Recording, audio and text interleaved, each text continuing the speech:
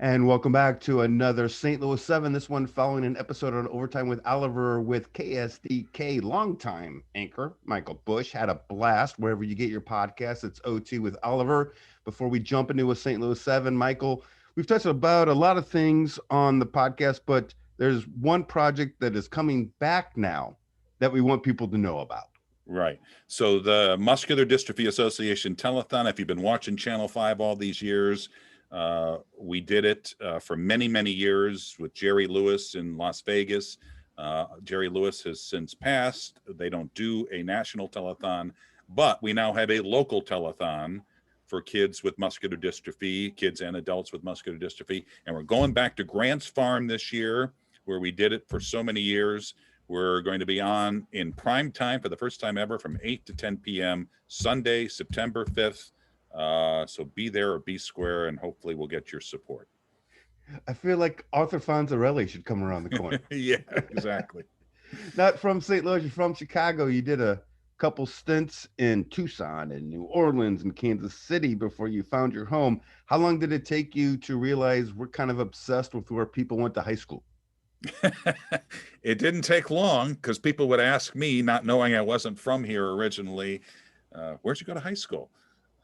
New Trier West, when there was such a thing up there. No, it did not take long. I would say, 6 months into it, we knew that was a big St. Louis question. For people my age growing up, the pit was the place, man. You couldn't miss the pit. You got a pit story?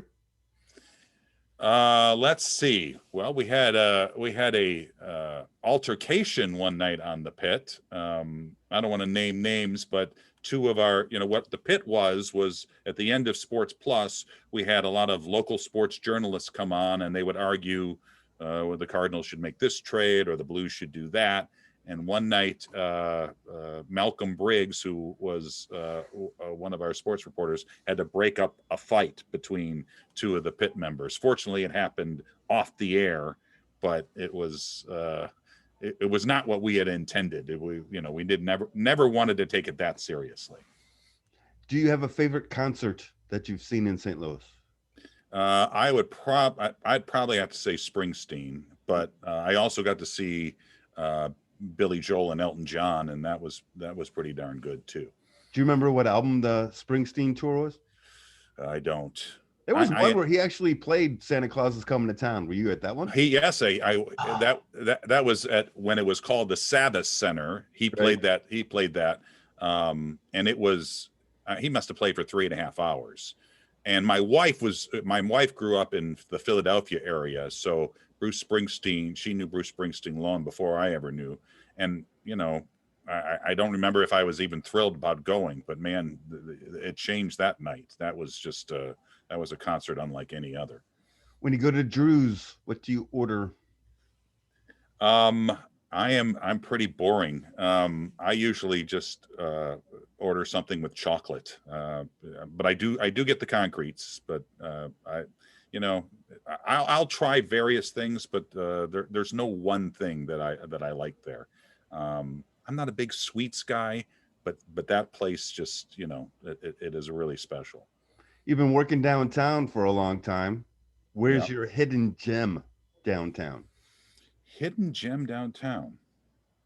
Well, I tell you, I don't know. I don't know that a lot of people do this, but the old courthouse is I don't think it's a hidden gem, but every time I'm there or around it, I just like to walk around it and think about the history of that place. And I've been to the Missouri History Museum many times and see old pictures of St. Louis, and downtown doesn't look anything like downtown until you see that building. So it's certainly not a hidden gem, but I think it's certainly special. People come and visit. Where do you take them?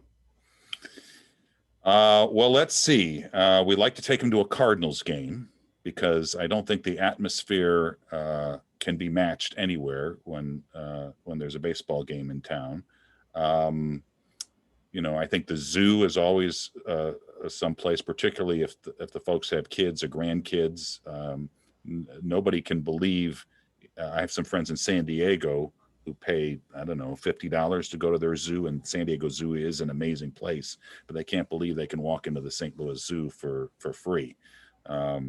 So Forest Park is an amazing place. I love going to the art museum.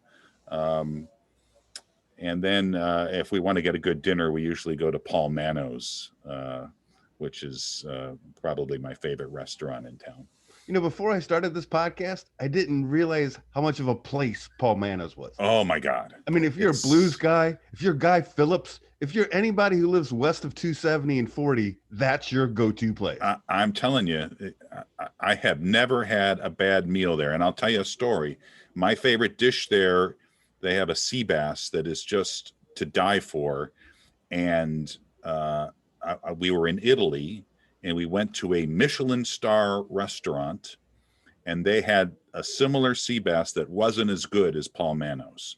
And I told that to Paul because, you know, it was really good, but it's not as good as Paul Mano's. Paul Mano's is just a exceptional place. All right, free plug. So going to wrap up St. Louis 7, ask the final question that we ask everybody. If you enjoy Mike Bush's work, and who doesn't, you can hear his podcast, No Tea with Oliver, wherever you get your podcast. Michael, last question. It's a simple one. It's, you know, you're 36 plus years in St. Louis. What makes you proud to be a St. Louisan? St. Louisans make me proud to be a St. Louisan. I fell in love with this place very early on because of the people. I feel so lucky to be part of this community. You know, I mentioned the MDA telethon earlier. Every year before the MDA telethon, we would go out to Los Angeles or Las Vegas to have a seminar. And that's the MCs from all the cities across the country, so we could learn the latest on the research and what the Muscular Dystrophy Association was doing, so that we could talk about that during our 19 and a half hours on the air. And every year, these MCs from places like Chicago and Cleveland and Dallas and say, how do you guys do it in St. Louis? Because the numbers that we would get in terms of donations were so much bigger than any town our size, and towns much bigger. And that's because of the generosity of St. Louisans. And to me, that is the spirit of St. Louis. We care about our neighbors. We care about other people.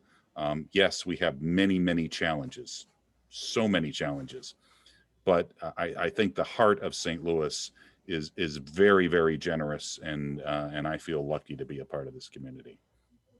Keep doing what you do. Thanks for it, man. Thanks, David.